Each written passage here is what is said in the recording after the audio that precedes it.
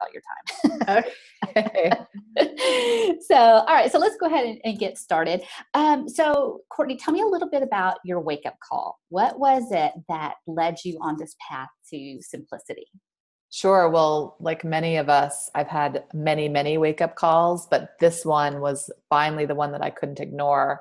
In 2006, I was diagnosed with multiple sclerosis, and it was completely, obviously unexpected, but terrifying at the same time. And it came during a time where I was really busy with work, very stressed out, in heaps of debt, just really, I don't know, things weren't good. And it seemed like they were okay. Like I was just holding everything together, Mm-hmm. like most people around me were as well. And so it looked like things were okay on the outside, but on the inside, things didn't feel good. And so when it all landed with this MS diagnosis, I knew things really had to change. Sure. And interestingly enough, my wake-up call I wasn't even interested in simplifying my life in the beginning, or I didn't know what that would look like, but I just wanted to get rid of as much stress as possible because I knew how damaging that was after the research I did to people with MS and autoimmune conditions. And I mean, really all suffering, disease, illness. And so I just decided this is it. I have got to turn the ship around and I am going to start eliminating stress. And as it turns out, eliminating stress looks a lot like simplicity. Yeah, I don't think people realize how much of a difference it really can make. So you get this wake up call, like you said in your book, and you decided, okay, I gotta get rid of the stress. Got to get rid of these things. I'm going to simplify. What did you do? And what steps did you take? Did you start reading books? Did you just start throwing things out the window? I mean, what steps did you take? Well, the very first thing I did, I really needed to address my health first and foremost and kind of figure out what the new normal was for that. And the thing that I thought would make the biggest difference was changing my diet. And Mm-hmm. so I simplified my diet first. I didn't look towards anything else. I just focused on this one thing that I thought might help. And I'm not a nutritionist or a doctor, and so I don't really recommend this to anyone else unless they figure out it's best for them. But for me, it was eliminating most animal protein and animal fat even. So, or like most animal products. Let's just leave it at that. Mm-hmm. And once I made those changes, I was starting to feel a little bit better. And I don't know if that was the actual result of the changes or just feeling confident that I did have some power here and I could make positive changes in my life. And so with that confidence, I thought, what's the most stressful thing in my life right now? And it was the debt that we had. And so we decided to start eliminating debt. And almost at the same time, because we weren't, having our regular spending habits and shopping and bringing things in, I started to notice that I had quite a bit of stuff and clutter in my house. Mm-hmm. And even though it didn't look like, I don't think somebody would walk in and think, oh my gosh, this is horrible, we should nominate her for an episode of Hoarders. It still felt really heavy to me. And I wanted to be light. I really was looking to feel light, to be light.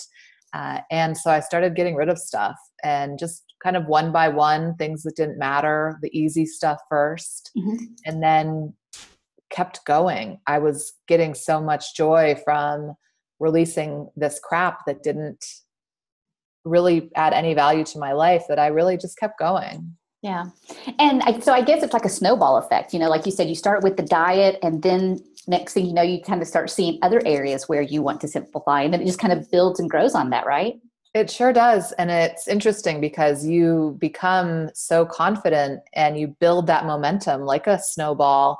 So you want to keep going and kind of keep riding that wave without even anything. Like I didn't have this big goal in mind. Like I'm going to, I didn't have any goals or plan in mind as it started. I just wanted to become healthier and happier and more intentional about how I was living. Yeah. And I think that's great. And I think a lot of people are looking for that. And so it was obvious that the results of this change you were making, the joy, the less stress, the less debt, really added more to your life, it seems. Definitely. And more health. The slower pace really resonated with me. And at first, I mean, my life was still crazy, busy, stressful, but even just taking those small steps, I could feel the relief. But it took years Yeah. before I could really make the big moves, like leaving my job, for instance, Mm. or downsizing into a smaller place. But none of those things were on the table in the beginning. I didn't even know what was possible until I got started. And when you did start, I mean, what kind of progression was it? I mean, you said you took small steps. You said it took a time, but for somebody who's listening to this and thinking, oh, it's, I've got too much. How do you encourage somebody who's overwhelmed by that, it does take time and does take small steps? Well, I keep saying that over and over again because it's a good reminder for myself who, I still like that idea of immediate change, but Mm-hmm. I also know it's a myth. I mean, it's so fleeting, that immediate change. I always, whenever I would go fast and furious, I would experience a minute of relief and then I'd be back to my old ways. But Mm. that the slow and steady inch by inch approach really sticks. Mm. So all of the changes that I've made have stuck over the past decade of making changes. Uh, and I'm more in tune to when things are kind of going in a negative direction. So I don't have to wait for a wake up call or a breakdown. I can instead, start to make shifts in the other direction. So if I feel like I'm getting too busy, I'm saying yes to too many things, I'm more aware of it because I went through that long process. So I just think being aware that there's benefit to taking your time, I think is really helpful. Yeah, definitely. Um, but I think one of the things I would recommend to people who are just getting started, one of the most powerful things you can do is write down why you want to simplify your life and really write it with a pen on paper. I think that's even more powerful than putting it on the computer or anything like that, because it's just a visceral experience that you're putting pen to paper, that you're writing down your heart, that you're saying, what do I want out of my life? Mhm. Why do I want to simplify? What is the most stressful thing? What might happen? What might I enjoy if these things happen? And then keep that list front and center as you're going through all the changes. So when things feel hard or like you can't keep going, you can refer to that list and remind yourself how passionate you are about wanting to make those changes. Yeah. And I think that's a great point, because I know that as an organizer, I have met so many people that the first question they ask me is how? How do I, simplify? How do I get rid of this? How do I? And they just want the how. They want the how, which is like a Band-Aid, right? It's just a quick fix. But really, I think, like you said, it's the why. We have to have that foundational why. Because if not, you're going to lose momentum when it starts getting hard. I think that's when people quit, because they don't understand the why that's in front of them. Yes. And I think that you also know if it's a superficial why, like I want to have clean bookshelves, that's not really a reason that's going to help you incorporate long-lasting change to your life. Or I want to lose weight for my high school reunion. Like it has to be bigger than that. And I only know that because the whys used to be very superficial for me, but Mm-hmm. my heart did not believe them. And so I would never follow through. Uh, but when they're real and when you believe them, your heart's in the game, then they stick. And the how, as long as we have a bit of curiosity, we can all figure out the how. Mm-hmm. Even though we want the roadmap, sometimes it's okay to create our own. In fact, it's almost better when we do. Oh yeah, absolutely. Because, it's not like one size fits all, right? What may work for you may not work for me and may not work for the next person. But when you make your own roadmap, then definitely it's going to stick, because it's for you and you're not trying to copy or imitate somebody that you think knows all the answers. Right. And I think it's helpful to take bits and pieces from Mhm. other people's roadmaps or Sure. plans. Yeah. I definitely do that. And then I tweak them or I veer off and try something else. And I just constantly experiment and see what is the best direction today, because it changes over time. Hmm. So I think if we can be kind of gentle and flexible with ourselves as we're making these changes, it really makes a huge difference. Instead of thinking, oh, we didn't stick to the plan, we're failures, forget it. Let's get back to whatever we were doing before because this isn't working. We have to just be able to kind of shift and pivot and enjoy the process as much as possible. Right. And I think that's so important too, because I think so many of us are concentrating on the end goal of this clean, organized house or the simpler lifestyle or this minimalistic look that we lose sight of the benefits of the process of what we go through. And that goal, that endpoint is always moving and changing. So you're setting yourself up for disappointment if all your joy is based in that end result. Right. Yeah. Oh, absolutely. I think that's true for anything. So you brought up something and I was going to ask you about, but that's okay. It'll pop up to me. That's okay. Happens to me now when I get older. Things flitter out of my mind as we're talking. Okay. So let's talk about emotions a little bit and the role that they play in this, because we all know that there's fear and there's guilt. You talked about that way, like when you're letting go, the guilt of, my mom gave me this, or, somebody would be upset if I let this go, or the fear of just in case. You had a whole section on that, just in case. So what other emotions do you see, or how do those affect the ability to bring simplicity into our life, and how do we overcome them? I mean, well, just thinking about stuff in general, like clutter stuff, physical items, we have so much emotion tied up in our things. Based on, what the story we told ourselves when we purchased it, like how it would help our lives, what we paid for it. We tell lots of stories about that. So some people, I know myself included, when I was getting rid of things, I think, I worked so hard for that. I paid so much for that. And that would make me very emotional. So it isn't just stuff. When we're letting go, we have to get over that emotional hurdle before we realize, this is just plastic or paper or whatever it is. And we can let go. We're really not tied to this thing, but we feel like we are because of the investments that we've made. We've invested so much money, time, energy, stuff. And now we're investing emotion as we let go. And I just always like to remind people that you've paid already, like you've paid enough. It's okay to let go now. And interestingly enough, every time I do, all that emotion goes right with it. I've never, missed anything that I've let go of. I've never regretted something that I've given away. I just haven't. I almost forget about the stuff that I've released. Yeah. And I think that's great. I like what you said, that it's already paid.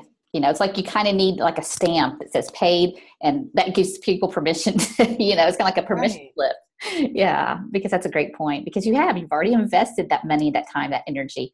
So why keep wasting it? That's a great point. Yeah. You're not going to get it back. No, you're not. You're not at all. So let's talk about this outer inner relationship. What's the relationship between our outer lives and our inner lives? How does that outer chaos affect our well-being on the inside? Well, that's up to us on an individual basis. We can let all the clutter and craziness on the outside affect our insides. And certainly it does to a certain extent. If you're in a cluttered home or a stressful environment, it's only natural that it would impact your inside. So I say, keep it as calm as you can on the outside. But the flip side of that is that we have some control of how we process things and what we keep on the inside. So we can make decisions to stay calm, to work on our mindset, to, I don't know. I mean, for me anyway, meditation really helps, a daily practice, so that when I feel like I'm in a stressful situation, instead of overreacting, I can kind of take a minute and say, is my body in real danger here? Are we in a real dangerous situation? Is there a lion charging at us right now? Or is this me kind of hyping things up on the inside? Do I have more time than I think to respond thoughtfully versus quickly react? So it's an interesting thing to think about, because I think our outsides definitely impact our insides and vice versa. So we have to work on both. Yeah, definitely. And I think people don't see that correlation. I think so many people just see what's on the outside and they don't realize what's affecting them, or that, like you said, that they have the power from the inside to change the outside. So I think it's very important. Yeah. Absolutely. All right, great. Okay, I'm going to talk about your project 333. So is it how you say it, or do you say like 333? How do you? Everybody says it differently. I say project 333, but everyone says it differently. Okay. I wasn't sure. I sat there all this morning going, there's so many ways I could say this. I wonder. Yeah. Okay. So why don't you explain to those listening what exactly it is? I mean, I know because I read the book, but what it is and how does it contribute to your lifestyle of simplicity? It's a minimalist fashion challenge that I created in 2010 to get a handle on my closet. It was, in terms of clutter, the most stressful area in my house, but also the one I didn't want to address because I liked shopping for clothes and buying new things. And I always thought I needed something new. So I kind of backburnered that on my simplicity journey until 2010, when I thought, this is crazy. Enough is enough. I have to get a handle on this.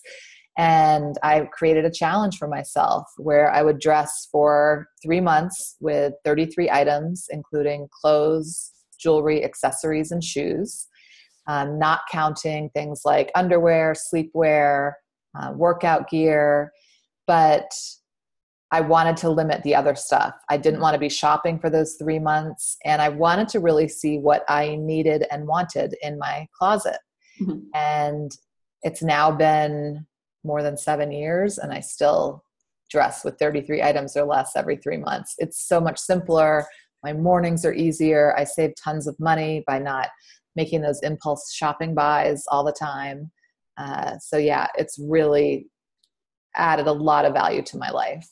And now you've taken that and you've done the tiny wardrobe tour, right? Yes. Yeah. So I took my tiny wardrobe on tour to, it's been almost, including private events, over 33 cities now. The goal was to hit 33 cities. I thought that would be kind of fun with Project 333, keep it all threes. I just thought it was fun. But from there, I traveled all around the country, and even left the country and went to London and spent some time in Canada. And I think it just is really helpful for people to see that a wardrobe of 33 items is manageable, but also to see that this challenge really isn't about the clothes when it comes down to it. It's so much more than that. It's just really life-changing in many cases. Yeah, it really is. I mean, what kind of feedback? I mean, do people say like, oh, I could never? Always. And I say, always challenge your nevers. Like as soon as you say, I could never, that's something to me. When I say I could never, like I could never quit sugar, I think you need to quit sugar. You have to see for yourself, because we dismiss some great opportunities when we say I could never do that. So I say, try it, see for yourself, because what happens is that is where people start. I could never do that.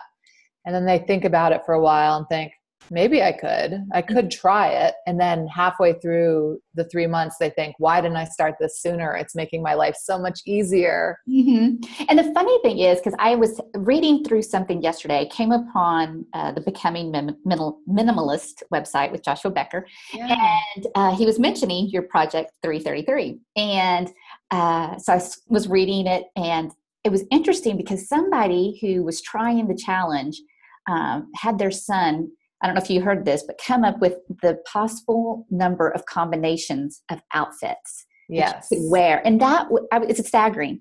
25,176 unique combination of outfits with 33 items. That's staggering. That's great. And what's even funnier about that, or more interesting, is that you'll still wear your same favorite 10 outfits. Oh, absolutely. Just like, I mean, even when I had a closet full of clothes, I was still wearing the same small number of items, probably. I never really counted, but just a small selection of what was in there. But I had to weed through all the bad purchase decisions and the clothes that didn't fit me to get to what I really wanted to wear. And now I get to wear my favorite things every day, and I don't have to deal with any of the excess. Yeah, that's great. That's really great. And so, what do you do with the other clothes? So let's back up for a second because I want to clarify here in case somebody listening is like, I don't get it. So you put 33 outfits. So let's say January, February, March, you pick out 33 pieces. What do you do with the rest of the clothes for, the next 3 cycles? So for the very first cycle, I recommend not giving anything away, but instead hiding everything, get it out of sight. Mm-hmm. That reduces the stress of, oh my gosh, this is a huge mistake. I shouldn't have given my clothes away. And it also helps you break that emotional connection you have with your stuff. If you can put it in a box or in another area of the house where you don't have to look at it. So for 3 months, you don't see it at all. Mm-hmm. It's amazing how your feelings about those things change when you go back at the end of the 3 months.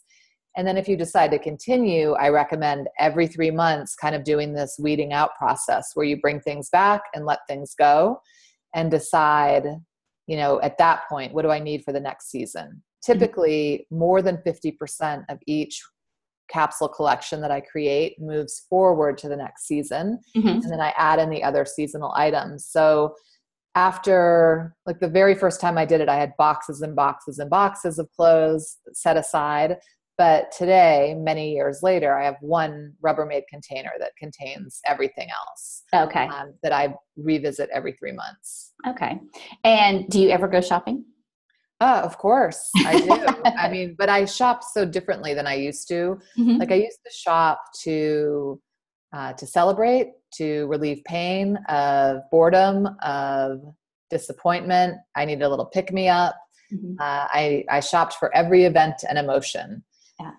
And today I shop when I want or need something different or new in my closet. And oftentimes it'll be just to replace an item. So if I wear out my favorite pair of shoes, I'll buy the same pair of shoes again, because they work fine. Yeah. So you have kind of like that 1 in, 1 out rule policy. If you bring something new in, you take something out. I like that rule. I probably do more than that. Like I probably let go of more than I bring in. But I think that's a great rule to follow, especially in the beginning. Mm-hmm. And if you're looking to create extra space, I think do like 1 in, 2 out, because then you can kind of make a little bit of headway. Sure. But typically I don't add stuff in without letting other things go, just because I don't really need anything new. Right. Yeah. No, that's a good point. All right. Well, that's awesome. I love that. And I think you came to Houston back in March and I missed it. Yeah, we missed. Are you going to go on tour again? I am going on book tour next year in January and February. So I will be in Texas, but not Houston this time around. We did a vote from readers on where they'd like me to go, and Dallas and Austin beat out Houston? Oh, come on. Oh, I'm sorry. It's okay. I can travel to Austin or Dallas. No worries. Okay. Well, I hope we get to meet. That would be great. Okay. So in the book, you mentioned to do the things you don't want to do so you can do the things you want to do and have the kind of life you really want. Now, that sounds really easy when you're reading it. Yeah, I can't. Yeah. But it can be really hard, right? Definitely. Yeah. So how does somebody start doing the things that they don't want to do that they've been putting off for years? How do you start? You start small. Like I start everything, at least that works for me. But I start, for instance, I think it's a great idea to have a list of the things that you don't want to do. So, a good example would be, I don't want to eat greens. I don't want to eat kale. And believe me, I wasn't born a kale lover, but I knew that eating more greens would benefit me health-wise. And so that might be something on your list. I don't want to stop shopping to pay off debt. That might be something on the list. But with the greens, one way that you might incorporate that is, instead of thinking, okay, now I have to eat, this big, huge kale salad every day and, choke it down because it's so gross, I can't stand it. Instead, you could just add a small amount of greens, like a tablespoon, to each meal, even breakfast. 1 tablespoon, we can all get through that. Yeah. And let that become the new normal. Let that take a week or 2 weeks, and then add another tablespoon and keep building that up until next thing you know, you're having a good 2 or 3 servings of kale every day. And that's just one example. I just think that we have to remember that in order to do the things we want to do, we do have to do things that initially we don't want to do. Luckily, many of those things, once we get started, it turns out they're not so bad after all. Yeah, it's like a big, scary, hairy monster that you realize is not there. Yes. Or that it seems like a big, scary monster, but once you actually start tackling it, it's nothing but a small little ant. So, Right. yeah, I think it's our perception. I think it's our fears. I think it's just this, idea we have that it's impossible until we actually start doing it. Definitely. Well, we don't want to be uncomfortable. I mean, Right. we want to stay in our comfort zones, but nothing happens there. I Right. mean, we stay comfortable until that turns into complacency, and then we're not comfortable anymore. Yeah. So being proactive about getting out of that comfort zone, you actually avoid that default discomfort, if that makes Yeah, sense. it does. It absolutely does. And I read a quote one time that says people stay in their comfort zones more out of fear than out of comfort. Totally. I Yeah. agree with that for sure. Yeah. So, okay. Well, you also mentioned in the book a lot about making choices.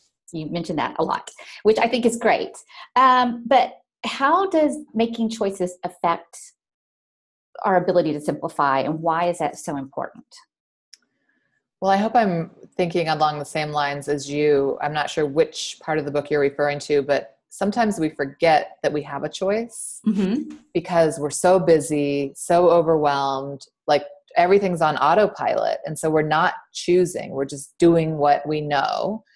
But if we can step back for a minute and think, I do have a choice. Do I really have to say yes to volunteering for this thing?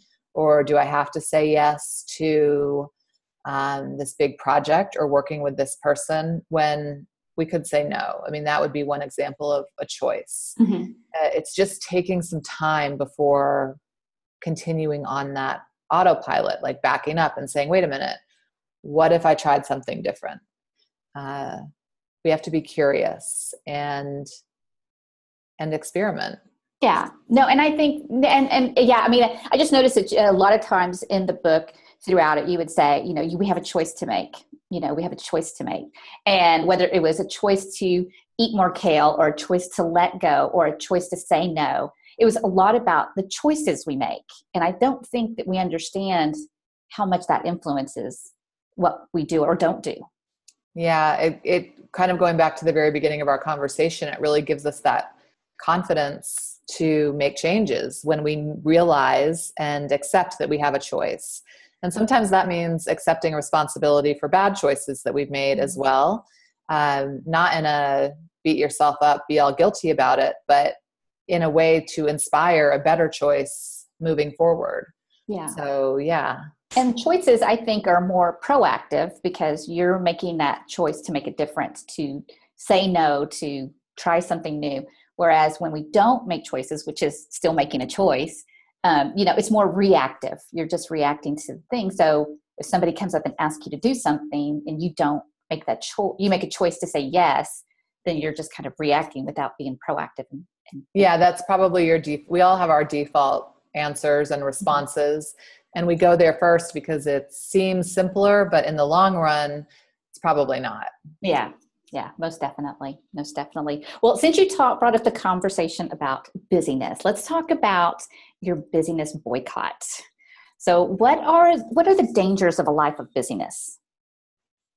Oh, I mean, I think that we miss our lives when we're so consumed with our busyness. And you can hear it in people's conversations. How are you? I'm so busy. Or people reach out to you and say, I know you're so busy, but maybe people still do that to me in email. And I always respond, I'm really not that busy.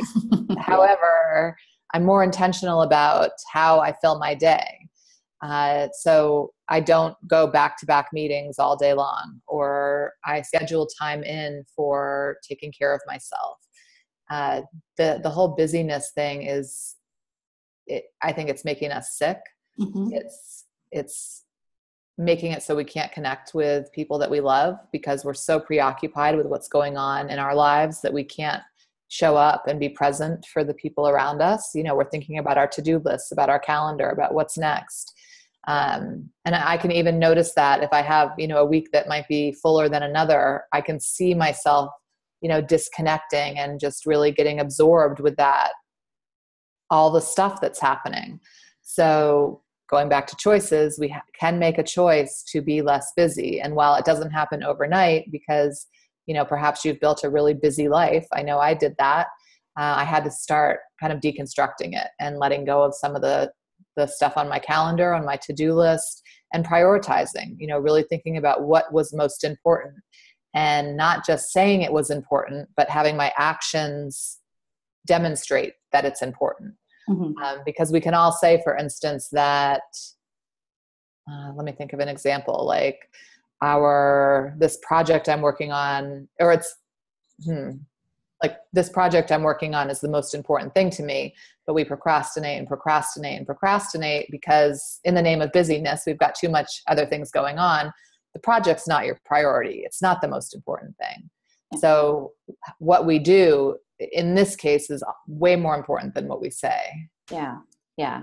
And I think it's like you said, we wear it like a badge of honor. Like it makes us feel more important to say we're busy, because no one wants to go, well, I'm really boring right now. So, but our words and our thoughts reveal our actions. And so we wear that and we become that without realizing it. And we get really stressed out about it, even just by talking about it. And I think we actually believe we're busier than we are. Mm-hmm. So by just removing the word busy, for instance, from conversations makes a huge difference. It sounds so silly and such a little thing, but changing the conversation, instead of asking someone, how are you? Ask them, what made you smile today? Or did anything interesting happen to you today? Yeah. And we can have full lives without being busy or doing busy work, or I don't know. Whenever I think of the term busy, I just think about somebody like running around a hamster wheel, or, spinning your wheels all day long and not really getting anything done. Yeah. Because we're bouncing from thing to thing to thing. So slow down. It is possible, right? It is possible. Slow down and be more intentional, like you said. Absolutely. So explain the busy boycott. How did you come up with it? What's the purpose and how? So the busy boycott is a challenge. It's a free challenge available on my website right now that people can actually participate in that way, or they can really create it for themselves. Excuse me. Mm-hmm. Where, for instance, we talked about not saying the word busy. That's the first part of the challenge, just banning that word. Let's stop asking each other, telling each other how busy we are. Let's stop talking about it. We can have better conversations. And it's just a 21-day challenge where each week you have a different thing to focus on, to start to experience what it might be like to not be thinking about your busyness all the time. Mm-hmm. Okay. From there, it's sort of a jumping off point. From there, people can really decide what direction to go. Okay. And what would you say, like, to somebody who's thinking about it, what would be the benefit or the what should your life look like after you've done this? Well, I'd ask them what they want their life to look like after they've done it, because obviously there's a reason people are feeling that need to be less busy right now. And I think they are. I mean, I definitely see that in talking to people. They don't want to be busy with things that don't matter to them, but it's climbing out of that seems overwhelming. So I would just say, how do you want to spend your time? Really consider that question. For a long time, I forgot that I had a choice in how I spent my time. But ask that question. Do you want to have a yoga class in the middle of the day? Do you want to sit on the floor and play with your kids for an hour? What do you want to do? How do you want to spend your time? And at first, I know, especially if you're working full time, you might think there's no possible way. But there are small shifts that you can make, even with a full-time job. I mean, I started this working full time, and it didn't impact my work at first. Okay. Yeah. And I think that's so important. I think it's, people say, I don't have the time. I can't find the time to do this. And I can't find the time to do that because I'm so busy. Right. But really, it's not about finding the time. It's making the time. And again, that's choice, right? The choice to, and it just, listening to you talk about sitting on the floor playing with your kids, it just sounds so freeing that it makes you want to go and make that change. So it's very encouraging. I like that a lot. So what advice do you have for someone who's overwhelmed, stressed out, and exhausted from a life of too much? Go back to your why. Write down what you want on the other side of where you are right now and start moving towards it. And don't wait for the devastating diagnosis or the breakup or the breakdown. Know that it's coming. Mm. We can only run on fumes for so long. Yeah. And we all know that. Like, we know when we're running at an unsustainable pace. Mm-hmm. And for whatever reason, I mean, I was in this camp, like, I refused to slow down, and I just kept going until I couldn't keep going. Literally could not keep going. So I say, if you have thoughts, if you hear like your inside voice saying you can't keep this up, just know that is a wake-up call. Mm-hmm. That is your wake-up call calling already. So take action now. Take a small step, one small step. Like, what's one thing you can do to reduce a little bit of that stress, busyness, or clutter? And then take one more small step and keep going. Okay, that's great. So what's the difference? How, like, if I'm listening to you and you're talking about simplicity and, you know, you've got the minimalism, you've got simplicity, you've got Marie Kondo's decluttering and tidying. How do you distinguish, or how do you differentiate the simplicity that you're talking about from minimalism or tidying up and organizing? How do you?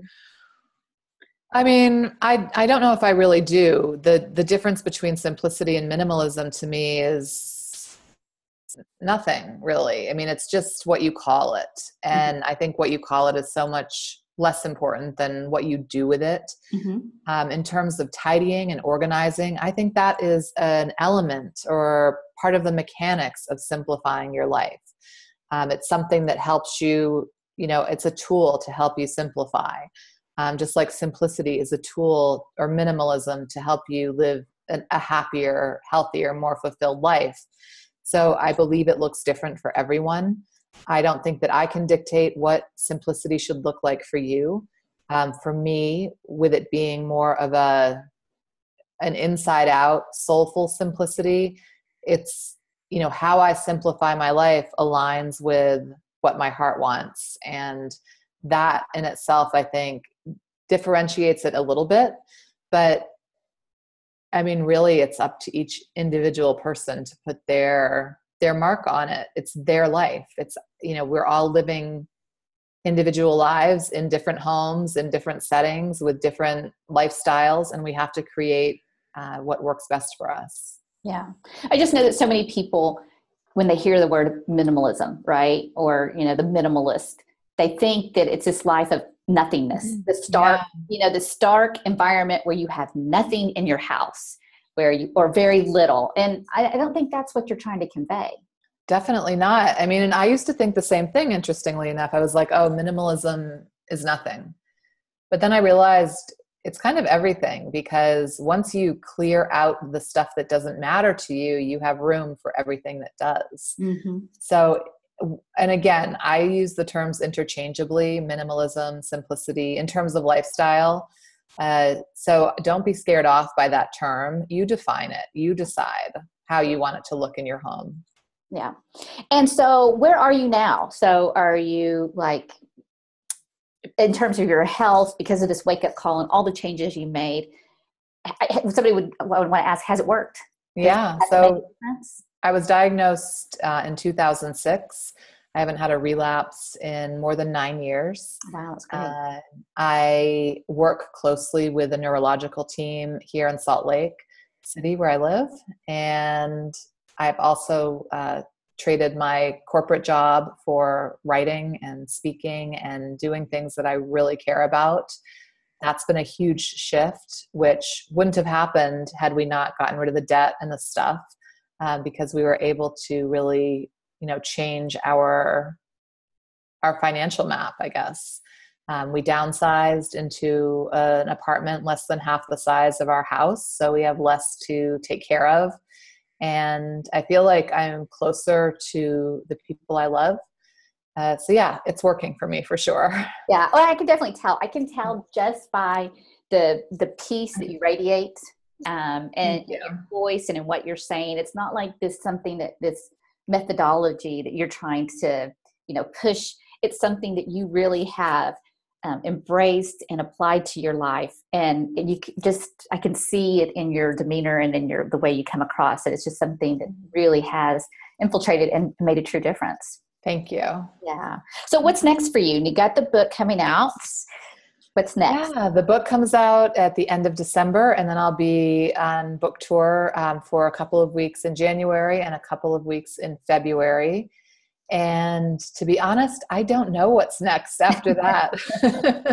I really don't. And I'm okay with that. I used to get really uncomfortable with that uncertainty, but I'm all right with it. I don't know what's next, and I feel pretty good about that. I need to kind of give myself a little space to let things unfold. That's good. Do you think another book is on the way? Do you think you'll do another book, or? I would think so, but I don't know for sure. Okay. Well, we'll be keeping our eye out. Let's see what you come I up want to stay focused on this book. Usually though, every time I talk to writers, they're always like, once I start working on a book, then another book idea comes and I have to push it away to finish the one I'm working on, put it in a drawer and then come to it. Yeah, I have other ideas for sure, but this book has been, this is going to sound so cliche, but such a labor of love, and has been on my heart for so long that to be only 1 month away while we're talking now from the publication date, I just want to really revel in this time and not get too far ahead into anything. Yeah. Well, it's a great book. I really enjoyed it. As a matter of fact, I'm going to try to start using your morning routines where you add 1 or 2 tasks in for a few minutes and then, add a few more. Cause I thought that was great. Yeah. Habit stacking. Yeah. Habit stacking. Why don't you talk about that for just a second? Sure. Well, it's how I built my morning routine, and habit stacking, I think most of us are habit stackers. So for instance, if you jump in the shower and you use shampoo and then conditioner and then shave and use body wash, I don't know, whatever your routine is, that's stacking habits. And so I thought, what about stacking, healthy habits in the morning? And I started with, 5 minutes of yoga, which doesn't sound like enough to have any long lasting benefit, but it's something that stuck. And so after a week of 5 minutes of that, I added 5 minutes of meditation. And then another week later, 5 minutes of writing. And soon I had a half-hour morning routine built on these little stacks of habits. And now there are some days where I practice for hours. So it just has grown into something that is really an essential part of my day. But it all started with 5 minutes. Oh, that's amazing. Yeah. It's just, again, starting small, right? Yeah, it works. Yeah, it does. It does. So I did like that. I was like, I'm going to really try to employ that, because I've tried different things, different techniques, different approaches to building in the writing time or building in the morning, the routines of journaling and quiet times and stuff like that. But I really like how you had it stacked. And I thought, I could just add another one for a few more minutes. That would make sense, right? Yeah. And it's just getting comfortable with this idea of being patient and letting the habits take hold of us. It's not sexy or glamorous. It doesn't happen in 21 days.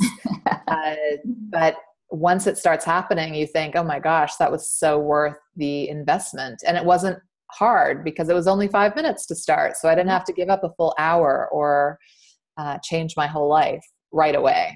Yeah. Yeah. And the encouraging thing is it works. Like you said, you started out with 5 minutes and now you're up to hours of time, and it does work. You just have to take that first step. Yes. Absolutely. Yeah. All right. Well, how can people connect with you? How can they find you? They can visit my website, which is bemorewithless.com.